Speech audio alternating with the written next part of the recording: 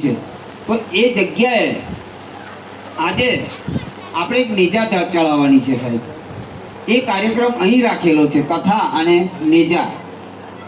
તો એ ધજા દેખી તણી સાંભળે, દેવળ દેખી દુઃખ જાય.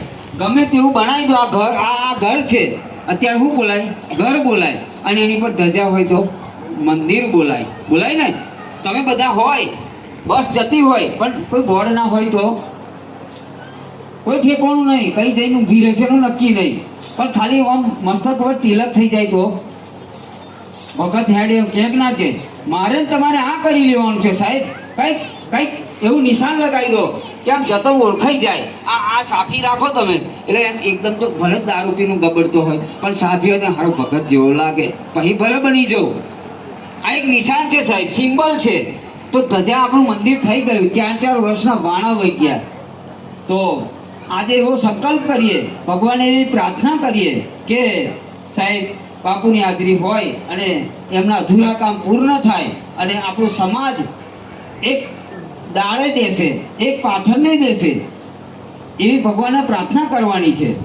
અને બીજું તો એ મારે કહેવું છે કે તમારા બધાના આશીર્વાદથી ખરેખર આપણો પરિવાર દર પૂનમ વડોદરા આપણે ઉજવીએ છીએ, ત્યાં આપણી ગાદીએ બરોડા, બરાબર, દર પૂનમ ત્યાં ઉજવાય છે.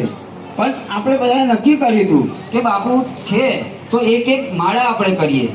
એ માળાનો ધક્કો સાહેબ આજે કર્મશા સુધી પહોંચાડી દીધા. એની આ બલિયારી છે. વિચાર કરો તમે, એક માળા હોય તો આટલું કાર્ય કર્યું. તો આજથી સંકલ્પ એવો કરીએ કે બાપુના નામની સાહેબ 5 માળા કરી દઈએ. અલગ ગણી રામા પીરનો કરવાની ને, હાથ ઊંચા કરી દો. બોલો છત્રીવીર ભાથીજી મહારાજનો જય. ખરેખર સાહેબ ગુરુની નજીક આપણે રહ્યા ને એ અતિ દુર્લભ છે. તો આગળ અમારા આજની પૂર્ણિમાનો ઉત્સવ ખાલી કથાનું આયોજન હતું, પણ અમારા ફલોડ ગામ, જે જૂનું બાપુનું ગામ, વિચાર કરો તમે, જે બાપુને ગાડું લઈને લેવા જતા, વિચાર કરવા, ફલોડ ગામ જેમ દ્વારકા રણછોડરાય નગરી છોડતો હતો ને એમ સાહેબ અહીં વાઘોડિયા રડતા હતા. એ કયું દ્રશ્ય છે કરુણ. વિચાર કરો તમે, ફલોડ વાળા ઘેર ના જાય, બાપુ વડોદરા બાજુ ના જાય. એસી લાગી લગન મીરા હો ગઈ મગન. હે એવી લગણી લાગી જાય સાહેબ. ગુરુ અને શિષ્યને તાણ થઈ જાય. સતત ચિંતન અને સતત સેવન. આ બાજુ ચિંતન કરે. તમે જળચર પ્રાણીઓ જુઓ, ચિંતન કરે. મગર હોય ને, ઈંડા મૂકે નદી કિનારે, મૂક્યા પછી ઈંડા દબાઈ દે અને પાણીની ઝાલક વાગે એટલે દબાઈ જાય. ત્યાર પછી સમય જાય એટલે પાણી બેઠ થઈ જાય. પછી મગર અને ઈંડાનો એક તાર થાય સાહેબ. તો ઈંડા એ માટીમાં ફૂટી જાય, એ ફોડવા જાય નહીં. વિચાર કરો તમે, એક તાર થાય ને, મોબાઈલના તાર એક થાય તો જ પકડાય ને. કેવું થાય? નહીં મેં પડતો.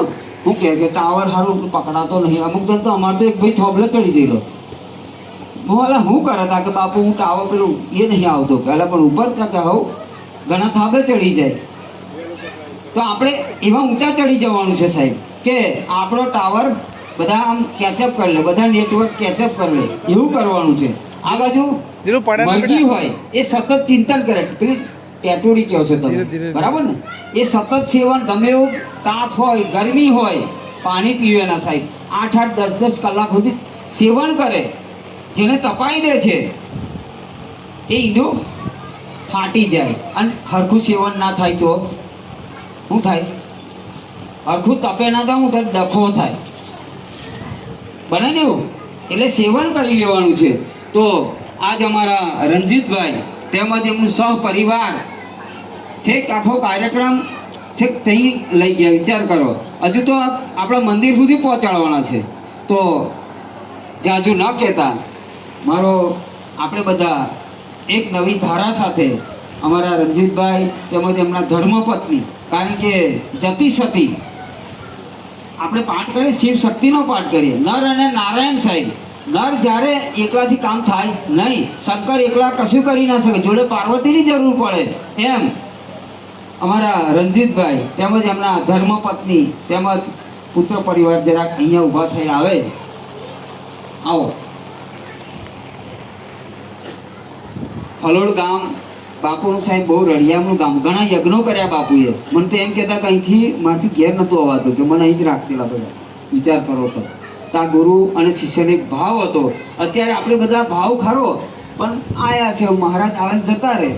હે એવું ના માનશો સાહેબ. ગુરુ એ જાગતા મંદિરો છે, ફરતા મંદિરો છે. અહીંયા ઉભા રહો તમે.